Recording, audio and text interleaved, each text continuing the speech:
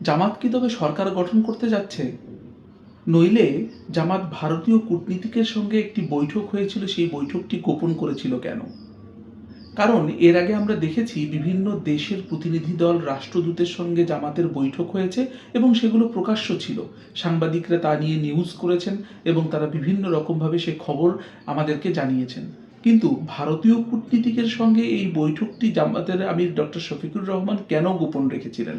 এবং এই খবরটি বাংলাদেশের কোনো মিডিয়া প্রকাশ করেনি, বরং রয়টার্সের এক প্রতিবেদনে আজকে জানা গেছে ভারতীয় এক কূটনীতিকের সঙ্গে ডক্টর শফিকুর রহমান অর্থাৎ জামাতের আমিরের বৈঠক হয়েছিল।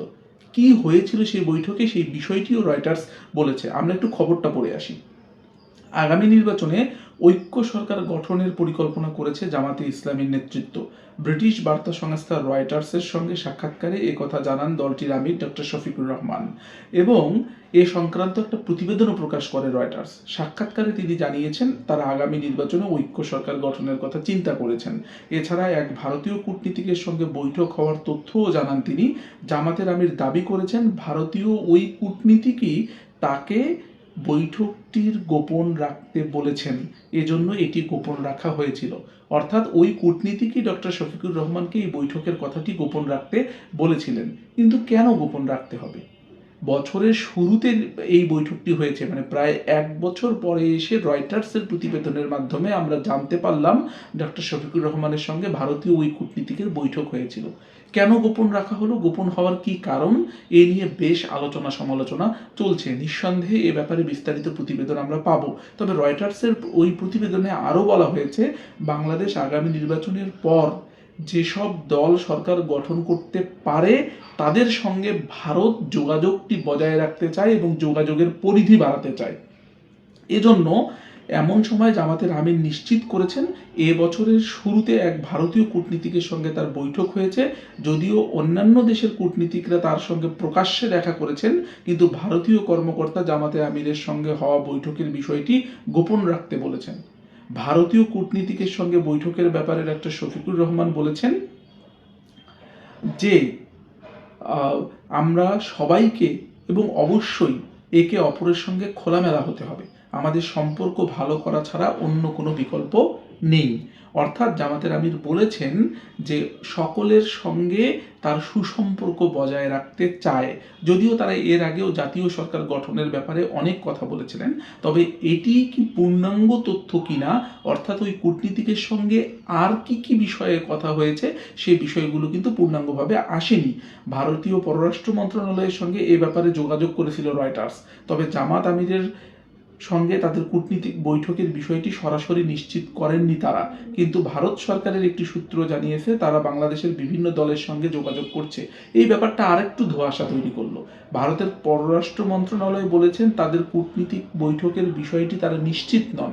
তাহলে কোন কূটনীতিকের সঙ্গে ডক্টর শফিকুর রহমান যোগাযোগ করলেন, এটি একটি গুরুত্বপূর্ণ ব্যাপার। আবার ভারত সরকারের একটি পক্ষ আবার বলেছে যে তারা সব দলের সাথেই মোটামুটি যোগাযোগ করার চেষ্টা করেছে। তাই যদি হবে তাহলে গোপন রাখার বিষয়টি আসছে কোথায়, এটিও একটি প্রশ্ন। পাকিস্তানের সঙ্গে ঐতিহাসিক সম্পর্কের ব্যাপারে জিজ্ঞেস করলে জামাতের আমির বলেন আমরা সবার সঙ্গে ভারসাম্যপূর্ণ সম্পর্ক বজায় রাখি। আমরা কোনো একটি নির্দিষ্ট দেশের দিকে ঝুঁকতে আগ্রহী নই, এর বদলে আমরা সবাইকে সম্মান করি এবং সব দেশের সঙ্গে ভারসাম্যপূর্ণ সম্পর্ক চাই। তার মানে এই আলোচনা থেকে কয়েকটি বিষয় খুব স্পষ্ট। আগামী নির্বাচনের পরে যে সমস্ত দল ক্ষমতায় আসতে পারে তাদের সঙ্গে ভারতের যোগাযোগের পরিধি বৃদ্ধি করতে চায় সেই দেশের কূটনীতিকরা। তার মানে জামাতে ইসলামী তাদের রাডারে রয়েছে, ক্ষমতায় তারা আসতেও পারে। এটি যেমন একটি ইন্ডিকেশন, ঠিক তেমনি ভারতীয় সরকারের যে একটি দল নিশ্চিত করেছে তারা সব দলের সাথে যোগাযোগ করছে। তাহলে সব দলের সাথে যোগাযোগ করলে সব দলের সাথেই সম্পর্কটা কি গোপন রেখেছিল, বৈঠকগুলো কি গোপন ছিল, এটিও একটি প্রশ্ন উঠছে।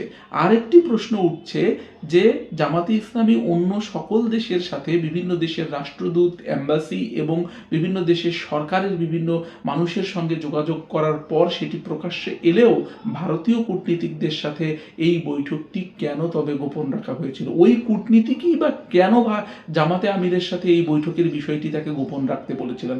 নিঃসন্দেহে সাংবাদিকদের প্রশ্ন এবং জিজ্ঞাসা, প্রতিবেদন এবং রিপোর্টের মাধ্যমে আমরা সেই তথ্যগুলো আবারও পাবো। তবে কথা নিঃসন্দেহে সত্যি যে ভারতও এখন জামাতে ইসলামীকে আমলে নিচ্ছে এবং আগামীতে সরকার গঠনের সম্ভাবনা আছে জন্যেই এই যোগাযোগের পরিধি বৃদ্ধির ব্যাপারটি যে আসছে সে কথা অন্তত পক্ষে নিশ্চিত করে বলা যায়। তবে সময় পেরুলে আরও এ বিষয়ে নিশ্চয়ই জানা যাবে। রয়টার্সের যেহেতু প্রতিবেদনে ডক্টর শফিকুর রহমান এই কথা বলেছেন, নিঃসন্দেহে বিষয়গুলো আস্তে আস্তে আরও খোলাসা হতে থাকবে। দি বাংলা পালসের সাথে থাকার জন্য আপনাদেরকে ধন্যবাদ।